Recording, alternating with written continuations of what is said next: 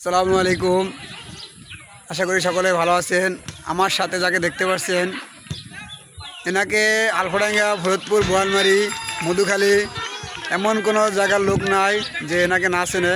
কাকার নাম হচ্ছে রঞ্জু শেখ এবং কাকা অনলাইনে খুবই অ্যাক্টিভ। কাকার একটি পেজ আছে। কাকা আপনি ভালো আছেন? ইনশাল্লাহ।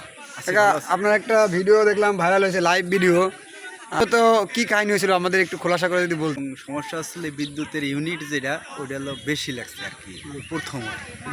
এবং বিদ্যুতের অনেক সমস্যাই আছে, যেমন তার মাত্র একটা ফ্যান, একটা বাল্ব চলে, একটা টিভি চলে, তার বিল আছে 11,000 টাকাই মাসে।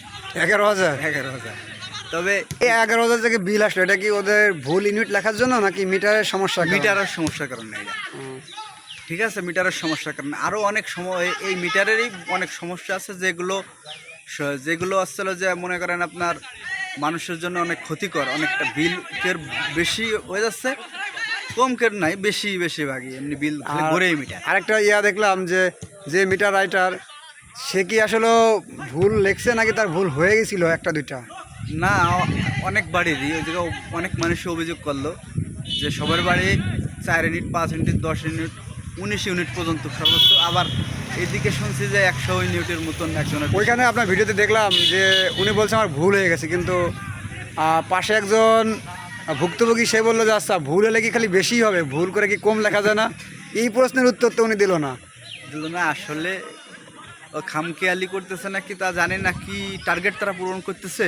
তবে এটা 100% যে জনগণের সাথে একটা জুলুমবাজি এবং জনগণকে চাপে রাখা। কারণ দরিদ্র মানুষেরই বেশিরভাগ সব জায়গায় চাপে রাখতেছে সরকার। পরে এটা নিয়ে কি আপনার সাথে আলফাডাঙ্গা উপজেলার বিদ্যুৎ বিভাগের কেউ কি আপনার সাথে কোনো কথা বলছে? হ্যাঁ, আমাকে ফোন করছিল। প্রথমত অনেক ফোন করছে, দেখা করতে যাচ্ছিল।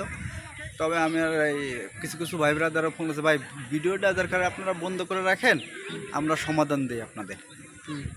তবে আমার কাজ থাকার কারণে তাদের সাথে ওই 2-3 দিনের ভিতরে আমি দেখা করিনি, এর জন্য মূলত। আর 2 মাসের বিল তো আমার ওটা মিটার কাটার বিষয়টা আসলে 2 মাসের বিল তো ওটা বড় কিছু না, কারণ 5-6 মাস, 1 বছরের অনেকজনের বিল এখনো বাকি রয়েছে, তাদের মিটার কাটা হয় নাই। মূলত হচ্ছে কি কাকা, আমাদের দেশে আছে 10 টাকা চোরকে গাছের সাথে বেঁধে রাখা হয়, আর 1,000 কোটি টাকা যারা চুরি করে তাদেরকে আমরা স্যার বলে সম্বোধন করি, বুঝছেন? এখন আপনি 10 টাকা চোরের মধ্যে পড়ে গেছেন, আপনারা 2 টাকা গাছের সাথে ভাবছে।